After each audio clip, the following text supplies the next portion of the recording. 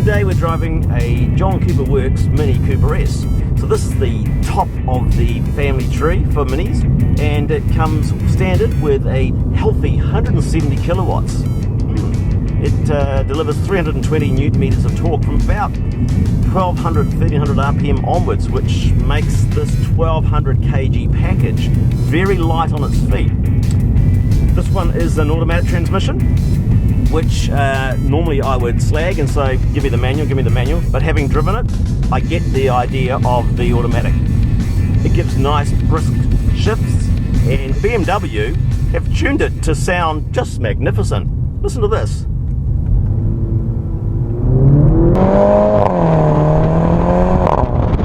As you shift up, you get this bang, bang.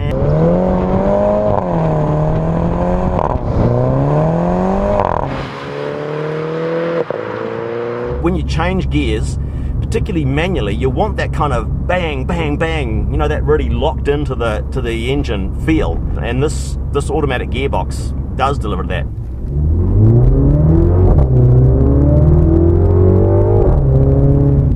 Also, the manual is 0.2 of a second slower than this automatic is. To 100 Ks, this car does 6.1 seconds. And it will actually go on, if completely unleashed, to a top speed of 246 kilometers an hour. So it's no slouch.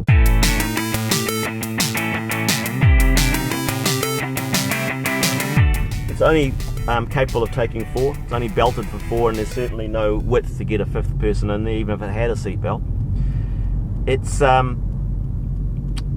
It's pretty tight in the back.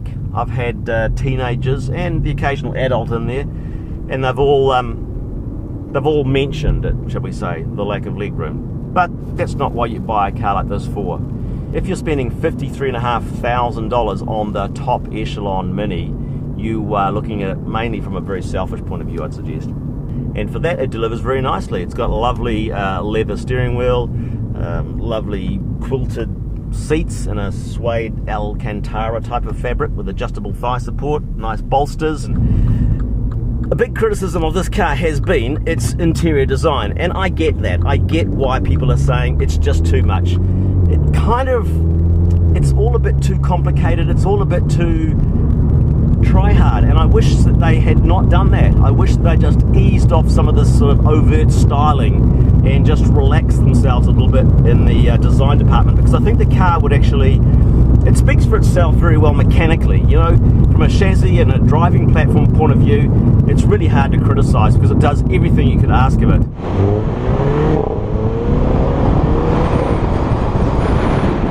With this selectable drive program, you've got 3 modes. Green mode, that's its most economical settings. It says it's low consumption driving fun. There's not much fun in the low consumption mode, I can tell you.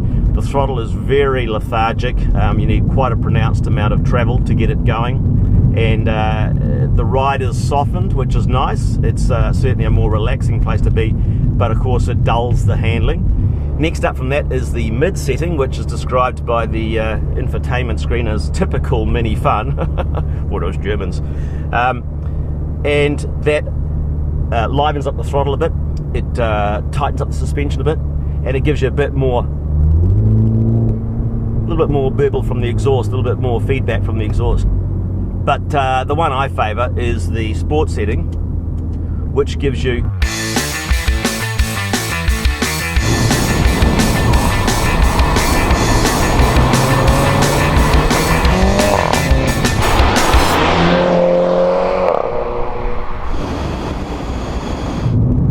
more like it. Now we're out in the country.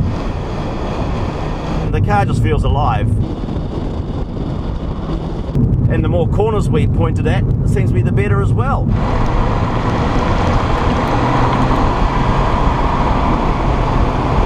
The chassis just really is saying, come on, flick, flick, flick, let's go, let's go.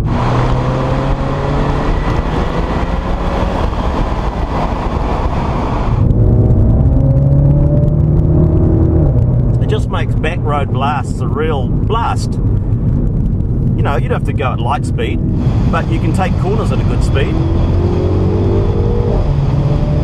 Yeah, pretty cool. Very, very cool.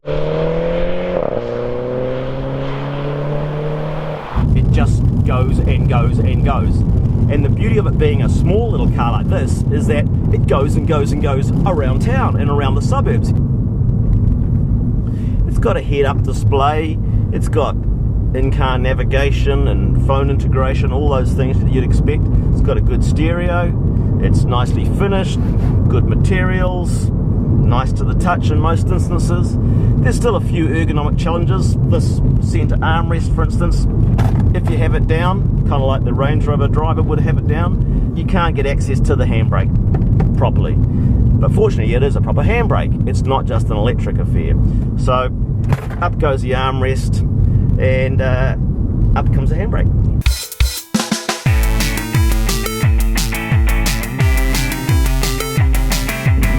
So what do we think of the JCW in summary? Well, around town it's pretty satisfying because you get that lovely parpy exhaust note if you decide to dial up sport mode and just bang it through the gears manually. So even at 30 or 40 kilometers an hour, it still feels like an exciting place to be. Out in the open road, it just gets better. The engine is strong, the gearbox is automatic gearbox, really impressed with that.